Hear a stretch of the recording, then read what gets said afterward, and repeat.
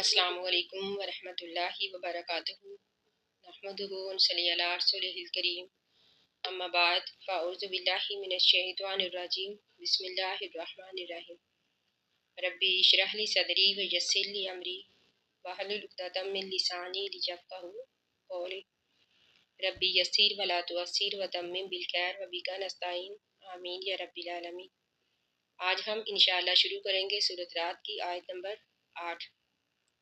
ان آیات میں اللہ تعالیٰ نے اپنی قدرت کا ذکر کیا ہے، یعنی جو ہم نے اس سے پہلے پڑھی ان میں بھی اللہ تعالیٰ کی قدرت کا ذکر ہے، اب ان آیات میں بھی اللہ تعالیٰ کی قدرت کا ذکر ہے۔ اللہ سبحانہ و تعالیٰ فرماتے ہیں اللہ یعلم ما تحمل کل انثی، اللہ تعالیٰ یعلم جانتا ہے ما تحمل جو بھی اٹھائے پھرتی ہے کل انثی ہر مادہ اپنے پیٹ میں، یعنی جو بھی مادہ اپنے پیٹ میں اٹھائے پھرتی ہے اللہ تعالیٰ جانتا ہے کہ اس کے پیٹ میں کیا ہے، لڑکا ہوگا یا لڑکی، خوبصورت ہوگا یا پھر بدصورت، نیک ہوگا یا پھر بد، اللہ تعالیٰ کو ہر چیز کے بارے میں خوب علم ہے۔ وما تغیض اور جو کم کرتے ہیں الارحام رحم، وما تزداد اور جو زیادہ کرتے ہیں، اس سے مراد حمل کی مدت ہے،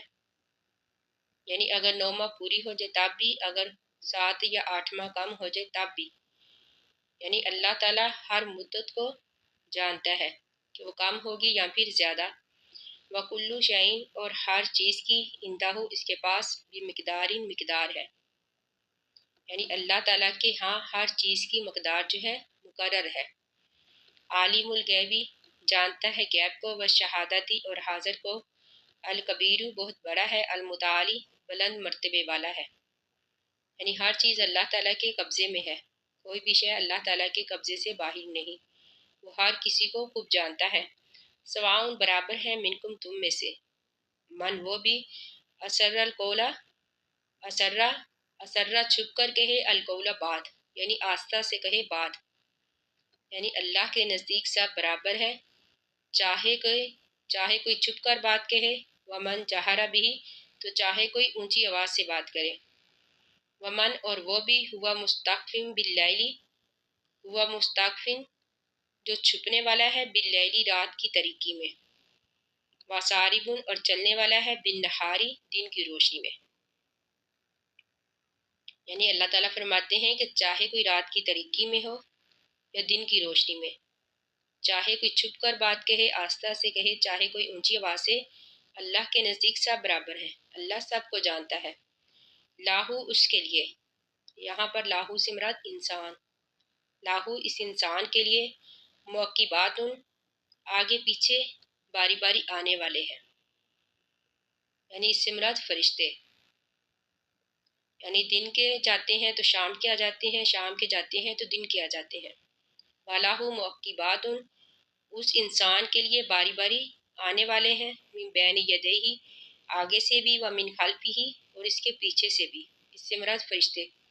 یحفظونہ حفاظت کرتے ہیں اس کی، من امر اللہ اللہ تعالیٰ کے حکم سے، یعنی فرشتے وہی کرتے ہیں جو اللہ تعالیٰ ان کو کرنے کا حکم دیتے ہیں۔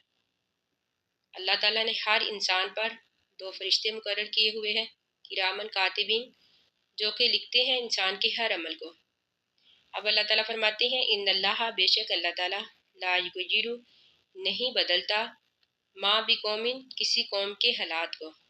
حتیٰ یہاں تک کہ یغیر وہ بدل ڈالے، ما بی انفسہم ما ان باتوں کو، بی انفسہم جو ان کے دلوں میں ہے، یعنی اگر اللہ تعالیٰ کسی کو نعمت عطا کرتا ہے، اللہ تعالیٰ اس وقت تک اس انسان سے اپنی نعمت نہیں چھینتا جب تک کہ وہ انسان ناشکری نہ کرنے لگ جائے، مطلب یہ کہ اللہ تعالیٰ گناہوں کی وجہ سے نعمتوں کو چھین لیتا ہے۔ وَإِذَا جب اراد اللہ ارادہ کرتا ہے اللہ تعالیٰ بقوم لوگوں کے ساتھ سوءً برائی کا، یعنی تکلیف دینے کا، عذاب دینے کا، جب اللہ تعالیٰ کسی کو عذاب دینے کا ارادہ کرتا ہے، فلا مرد لہ فلا مرد تو نہیں کوئی دور کرنے والا لاہو اس عذاب کو، یعنی پھر اللہ کے علاوہ اس مصیبت کو، اس مشکل کو، اس عذاب کو کوئی بھی دور نہیں کر سکتا۔ وما لہم اور نہیں ہے ان کے لیے، من دونہ اس اللہ کے علاوہ، من والٍ کوئی بچانے والا، پھر اللہ کے علاوہ کوئی کارساز بھی نہیں ہوتا، اللہ کے علاوہ کوئی بچانے والا بھی نہیں ہوتا۔